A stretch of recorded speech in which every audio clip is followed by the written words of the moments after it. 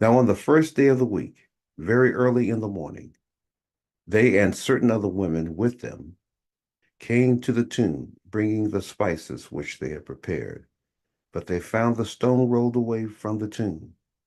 Then they went in and did not find the body of the Lord Jesus.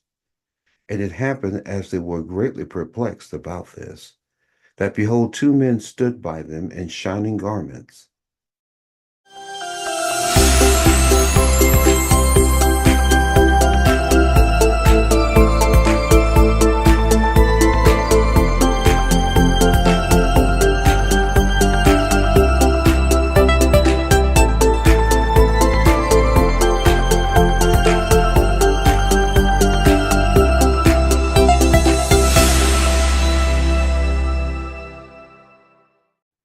Then, as they were afraid and bowed their faces to the earth, they said to them, why you seek the living among the dead?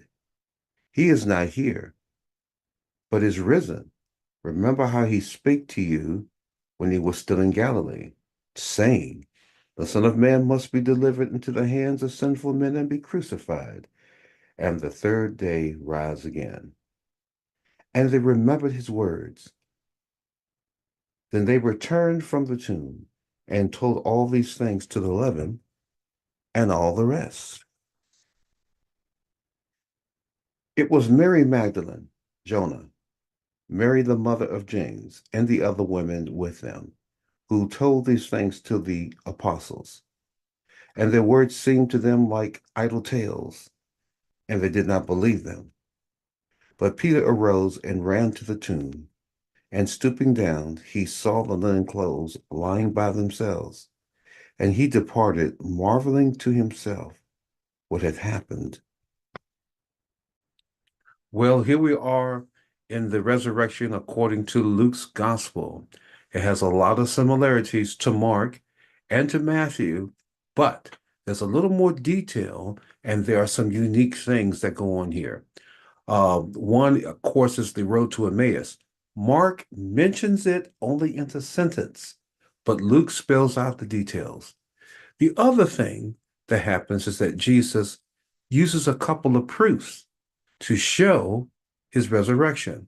So I just want you to go with me on a great journey as we go through what the women and the apostles actually experience when the resurrection happens. They are totally astonished. And as I said in the other videos, the women didn't come to see Jesus arise from the dead. They came to anoint a dead body. That's what the spices were all about. And the reason why I'm repeating this is so that you can see that you don't believe in God just because you study the scriptures. I mean, I'm listening to some of these people on TV or whatever. God reveals himself to you because the Father has willed it and made it possible. He drew you. He brought you to a place of brokenness. You don't serve God because you earnestly seek. Because the Bible is clear. In the prophets, they have all gone out of the way. They have all together become unprofitable. Now, look, if you're unprofitable spiritually, you're just not going to find Jesus. But thank God, Jesus finds us. So let's get into this unique account. Now, behold, two of them were traveling that same day to a village called Emmaus, which was 7 miles from Jerusalem. And they talked together of all the things which had happened. So it was, while they conversed and reasoned, that Jesus himself drew near and went with them. But their eyes were restrained, so that they did not know him. And he said to them, what kind of conversation is this that you have with one another as you walk and are sad? Then the one who was named Cleophas answered and said to him, are you a stranger in Jerusalem, and you have not known the things which have happened there in these days? And he said to them, what things? So they said to him, the things concerning Jesus of Nazareth, who was a prophet, mighty in deed and in word before God and all the people, and how the chief priests and our rulers delivered him to be condemned to death and crucified him. But we were hoping that it was he who was going to redeem Israel.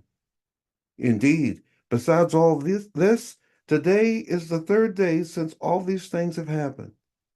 Yes, and certain women of our company who arrived at the tomb early astonished us when they did not find his body. They came saying that they had also seen a vision of angels who said that he was alive. And certain of those who were with us went to the tomb and found it just as the woman had said, but him they did not see. Then he said to them, O foolish ones, and slow of heart to believe in all the prophets have spoken.